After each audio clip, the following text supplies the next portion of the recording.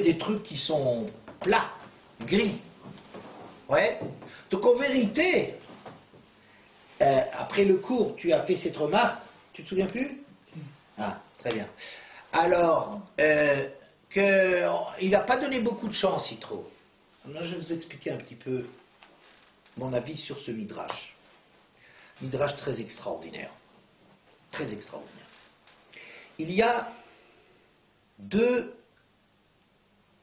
raisons pour lesquelles quelqu'un peut être un roi, peut être puissant dans le monde.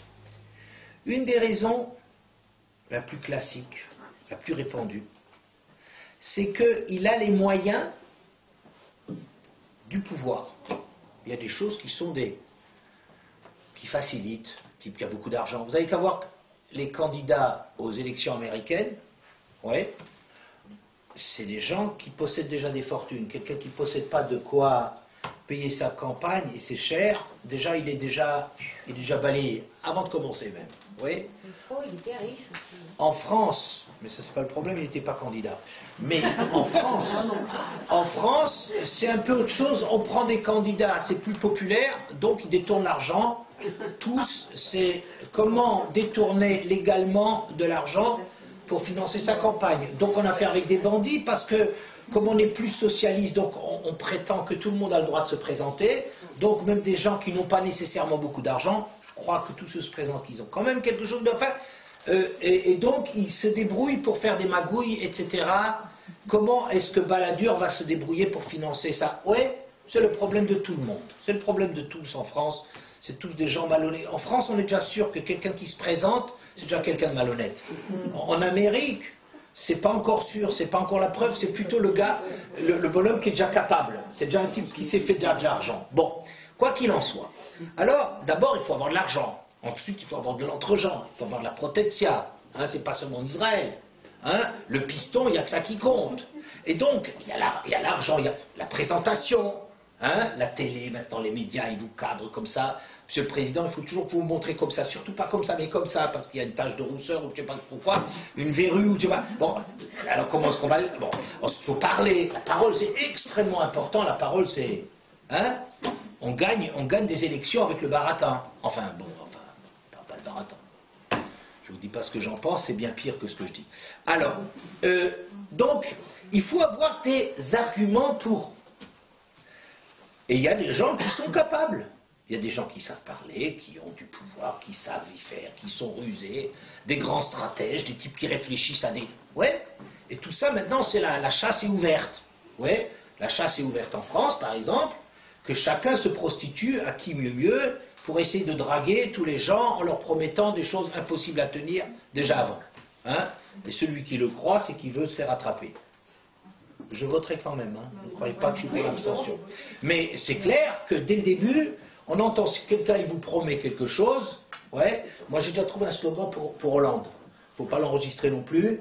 Hollande, celui qui fera de la France un pays encore plus bas. Ça se voit sur lui.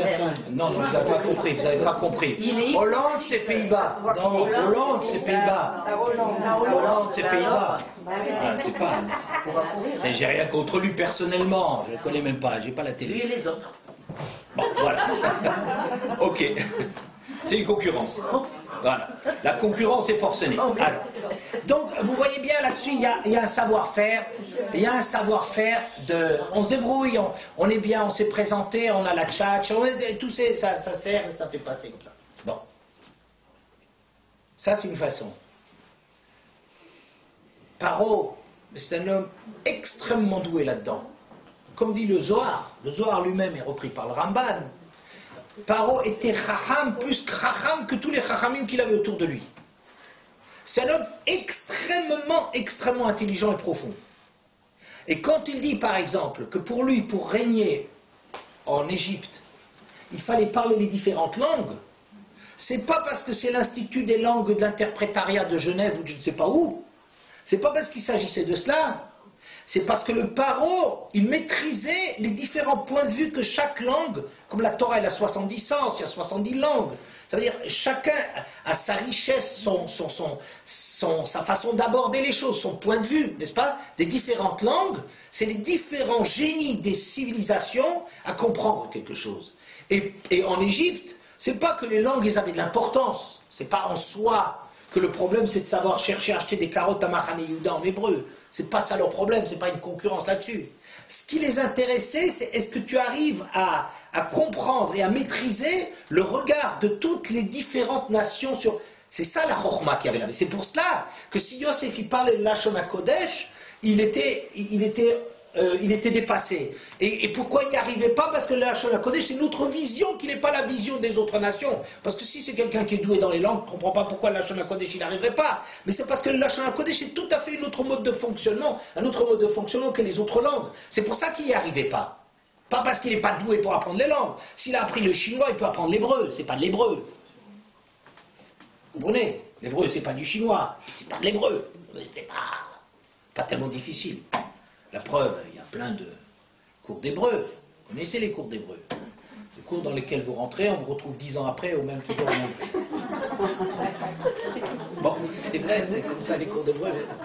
Bon, je suis sponsorisé par Elal, qui a que le fait d'aller dans la Terre Sainte pour apprendre à parler comme des saints. Oui, bon. Alors,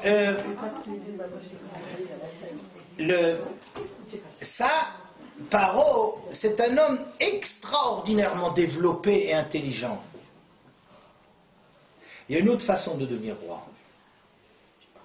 C'est Ein Melech Bloam. Un roi, ça n'existe pas sans le peuple. Ça veut dire que le peuple, la reconnaissance du peuple, c'est comme ça que ça s'explique, la reconnaissance du peuple montre la grandeur d'un roi. Ça veut dire quoi? Ça veut dire que quelqu'un dont on sent qu'il nous apporte quelque chose, qu'il nous ouvre des portes, il nous développe, il nous fait progresser, alors celui-là, on va aussi l'élire comme roi. Celui-là, il est roi non pas parce que c'est un gars qui sait le dire, parce qu'il sait exprimer les choses, c'est parce qu'il a un contenu, et ce qu'il a comme message, c'est ça qui nous convainc, qui nous attire chez lui. N'est-ce pas? Maintenant comme ça. Paro, c'est le meilleur roi qu'il y a, comme quelqu'un qui maîtrise les instruments du pouvoir, la capacité de gérer le rôle de roi et d'arriver au pouvoir. Il n'y a personne qui est bien comme Paro. C'est pour ça que... Et ça, bon. Alors que l'autre, c'est tout à fait autre chose, c'est une autre démarche.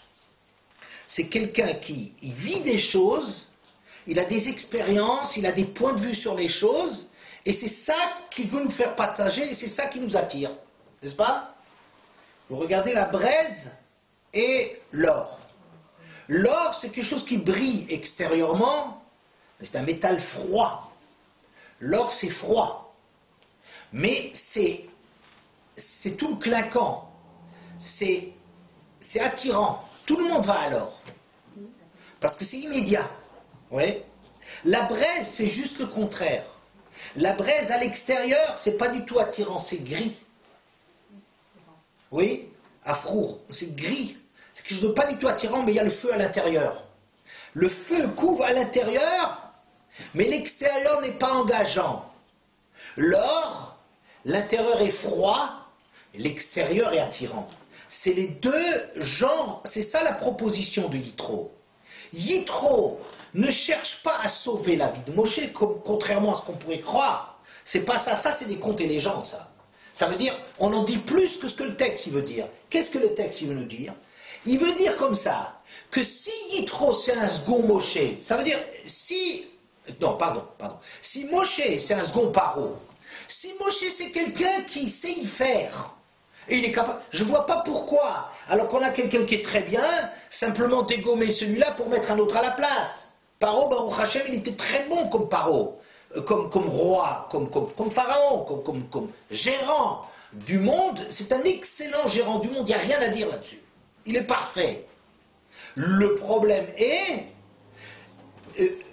pas de prendre quelqu'un qui sera encore mieux que lui, mais quelqu'un qui nous apporte autre chose que lui. Si Moshe, il va vers ce qui brûle à l'intérieur. Ce qui l'intéresse, c'est ce qui brûle à l'intérieur, même si ce n'est pas engageant à l'extérieur, alors Moshe, il est intéressant. Il apporte quelque chose de nouveau dans le monde. Ça, c'est plus la tchatch, c'est plus le savoir-faire, c'est plus le triomphe du commercial, c'est plus Sarko contre Marine Le Pen, ou des discours dans lesquels chacun est en train de regarder les statistiques pour savoir, et les instituts de sondage pour savoir qu'est-ce qu'il faut dire ou pas dire pour attirer le chaland. C'est pas du tout ça, c'est plus du tout de ça qu'il s'agit, c'est quelqu'un qui a vraiment quelque chose à dire. Vous comprenez? Maintenant, c'est ça ce qui va se passer. D'ailleurs, le mot de paro, paro c'est comme priya, c'est dévoiler. Quand on dit que, ou para rochaïcha, il découvrira la tête de la femme soupçonnée d'adultère, elle n'a plus la tête couverte. Oui, elle est découverte, elle est exprimée. Elle ne garde plus des choses, une intériorité. Oui, paroua. Paroua, c'est le peuple, au moment du veau d'or, qui pleura à Aaron. On l'a laissé se montrer tel qu'il était. On a souvent des réticences de montrer le fond de sa personne. Et bien, avec l'histoire du veau d'or, ça y est, tout le monde y était. C'était la porte ouverte à exprimer les choses. Le paro, il est l'homme chez lequel les choses sont exprimées. Et je dois dire, bon, je vais avancer là-dessus. Des choses à dire, mais on va avancer. Donc, Moshe ne m'intéresse que s'il a autre chose à amener au monde. Et comment est-ce que Yitro va le dire aux nations? Il dit, s'il va alors, ça c'est significatif. Mais s'il va à la Bresse, c'est un taré. Je vais dire, Yitro, il est intelligent. Il leur parle comme ça parce que dans le monde, tout le monde veut arriver directement au pouvoir. Tout le monde n'est intéressé que par occuper le devant de la scène, pas par les réalités. Ouais, on est tous en train de vouloir dire il faut être sur le devant de la scène. Et tous ceux qui ne sont pas sur le devant de la scène, ils sont rejetés, ils sont méprisés. Les femmes, c'est pas très important, c'est pas sur le devant de la scène. Oui, ça c'est un langage typiquement moderne, ça veut dire c'est un langage très superficiel que ce qui compte, c'est seulement ce qui brille, ce qui apparaît. C'est pas la réalité des choses, c'est pas ce qui est construit, c'est pas la pnimiut, ce qu'on vit, mais c'est ce qu'on occupe, hein, occuper le devant de la scène.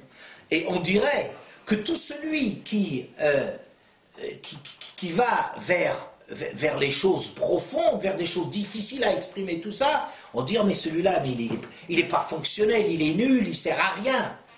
Ça sert à rien tout ça. C'est le mépris d'une civilisation particulièrement superficielle, mais ça a toujours été le cas. Et Yitro déjà à l'époque, il dit, s'il va vers la braise, ça ne veut rien dire, il est nul, ce gosse est bodate, il n'a pas de réflexion. C'est juste le contraire en vérité. S'il va vers l'or, ça veut dire, tout le monde va dire, ah oui, ce gosse, ça veut dire quelque chose, il va vers le pouvoir.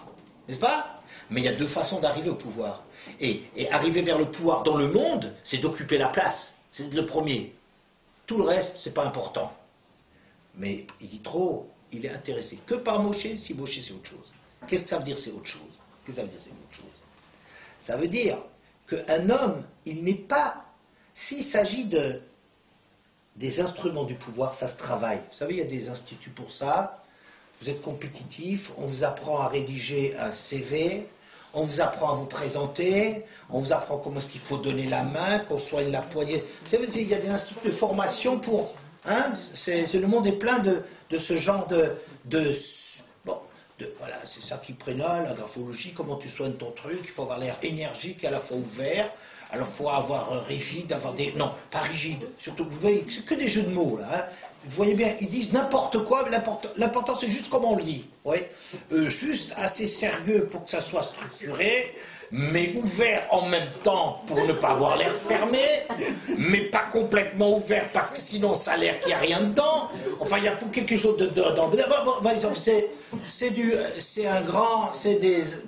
on fonctionne dans l'or. C'est tout froid, c'est tout vide à l'intérieur et ça brille tout à l'extérieur et plus ça brille, plus vous gagnez. Hein? Occuper le pouvoir, c'est ça la seule règle du jeu. Ça se travaille. On a des dons. Et puis ça se travaille. L'éloquence, il y a des instituts qui gagne beaucoup d'argent à vous apprendre, à essayer de gagner. Comment c'est bon. Mon père, il disait toujours, pour la bourse, il valait mieux écrire, rédiger les échos, quoi, être rédacteur des échos, que de jouer à la bourse. Tu vois? Parce que ça, au moins, tu es sûr, tu comprends? Bon, alors,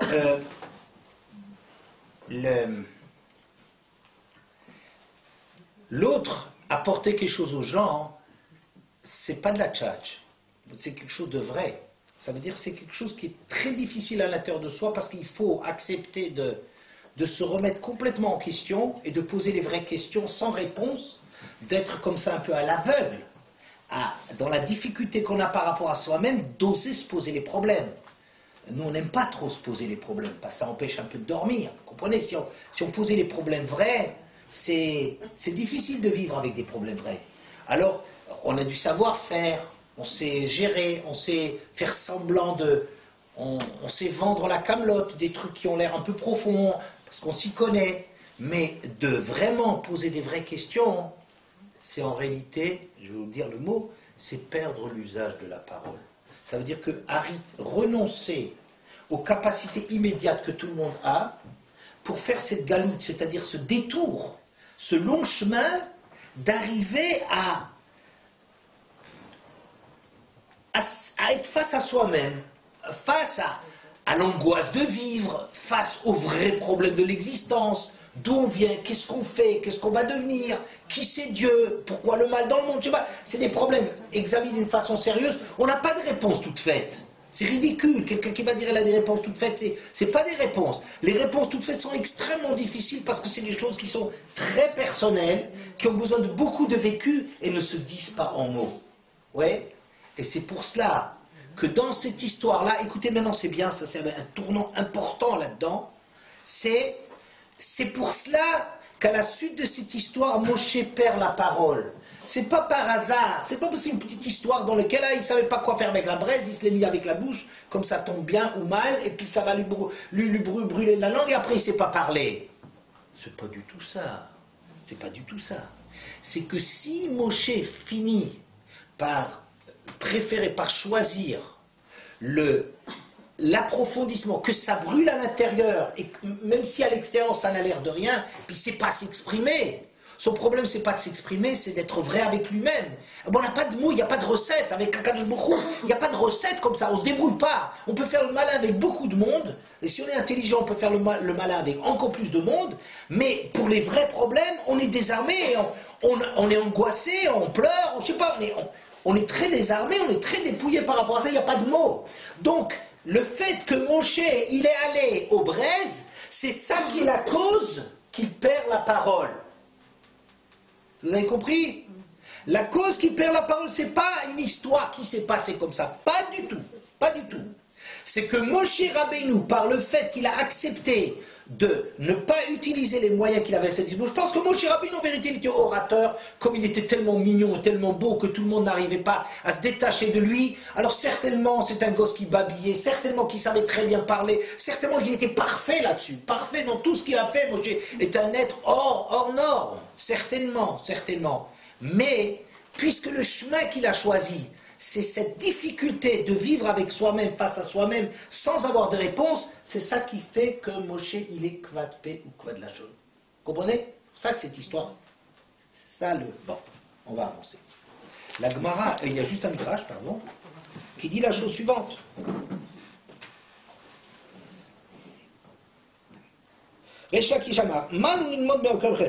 D'où tu veux apprendre? C'est un midrash sur Elad Varim, sur le début du 5e livre. Ninmod Nimkomo. On va apprendre directement que la Torah, elle permet de parler. Hare Moshe. Ad shelo zacha la Torah ktiv bo lo ish dvarim anochi. Moshe, avant d'avoir eu la Torah, comment il parle? Lo ish dvarim anochi. Je ne suis pas un homme qui sait manier les paroles. Kevan shezacha la Torah, une fois qu'il a accédé à la Torah, nitrapé le shono, sa langue s'est améliorée. Veitri le daber dvarim, et il commence à savoir parler. Minaïm, mais machikarinu binyan, et il y a dvarim asher diber Moshe. Il y a un livre de la Torah qui s'appelle « Voici les paroles que Moshe a dites ». Le 5e livre de la Torah, ce n'est pas les paroles dictées par Hachem. Mais comme Moshe, il a tellement lutté sur lui-même pour être un homme vrai, pour exprimer les choses justes, et c'est une difficulté tellement folle, ce travail qu'il a fait Moshe a fait que Eile Advarim, voici les paroles que Moshe a dites. Regardez comment est-ce que la Torah guérit la parole. Cette difficulté que Moshe a dans le fait d'être honnête avec lui-même, d'aller au fond de lui-même, c'est une difficulté énorme. Parce qu'on a l'air idiot. Vous comprenez, quelqu'un qui pose des vrais problèmes, il dérange, ou on ne le comprend pas, il est mal compris, il ne sait pas toujours s'exprimer. Il y a des gens, on entend par exemple dans des cours, on voit quelqu'un, il est pris par quelque chose et il ne sait pas le dire, alors tout le monde rit. Mais ce n'est pas vrai. Si on fait attention, souvent on va voir, il y a quelque chose de vrai qui est exprimé là derrière. Seulement une chose qui est vraie, c'est très très difficile à dire, il n'y a pas de recette. Il y a des choses sur lesquelles des problèmes faciles à exprimer, c'est rien. Mais il y a des problèmes personnels, ce sont des problèmes très profonds, qui remettent tellement de choses en question, qu'on a même une difficulté de... On sent le problème. Je dirais, on a le col, mais on n'a pas les dvarim, ce qu'il y a avec Moshe.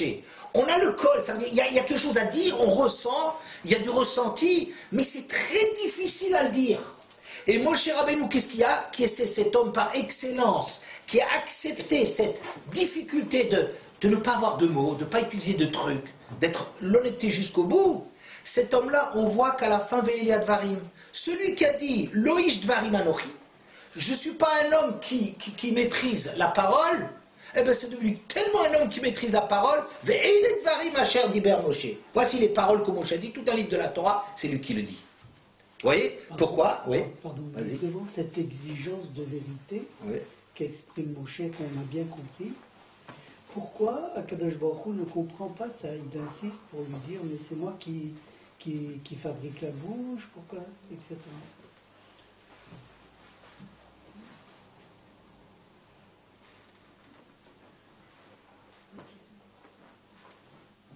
C'est pas par modestie, c'est-à-dire que ça ne rejoint pas sa modestie légendaire qui fait... Oui, mais il mélange... La modestie légendaire, c'est une légende. Ah, c'est une légende. Non, c'est vrai. Ça veut dire... C'est tout à fait vrai, mais c'est un...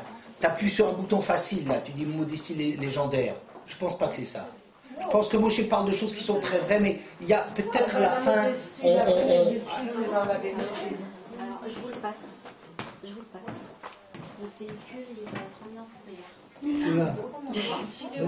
Daniel, Un véhicule, je sais pas. Il n'y a pas de véhicule. Il n'y a pas de véhicule. Ou attends, où c'est? Moi, je suis là. Ah, je suis là. C'est moi qui suis là.